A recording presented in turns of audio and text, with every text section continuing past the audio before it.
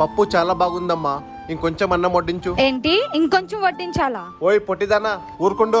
పప్పు బాగుంది అందుకే ఇంకొంచెం అన్నం వడ్డించని చెప్పా, తప్పేముంది? నేను ఎంత తింటానో అంతే అడగొచ్చు కదా, ఎక్కువ ఎందుకు తింటావు నువ్వు? వస్తే తిక్కలదానా, నువ్వెంతున్నావు నేను తిన్నాను. నీ ఎంత తింటే నా కడుపులా నిండుతుంది? సరే, నువ్వు తినాలనుకుంటే నా ప్లేట్ లో తిను. నీ ప్లేట్లో నేను ఎందుకు తింటా? నేనే వెళ్ళి వంటింట్లో వడ్డించుకుంటా. మీ చెల్లి అంతగా చెప్తుంది కదరా, పర్లేదులే తన ప్లేట్ తీసుకో. తీసుకో అన్నయ్య. సర్లే ఇవ్వు.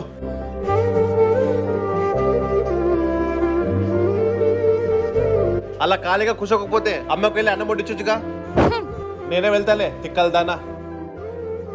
నాన్న నేను వడ్డించుకుంటాలేరా. ఏంటి చెల్లమ్మ నువ్వు, ఏదేదో కారణాలు చెప్పి నువ్వు తినే భోజనం కూడా నాకు తినిపించావా? అందుకే అంటారు ప్రతి ఇంటిలో ఒక చెల్లి ఒక అమ్మతో సమానమని.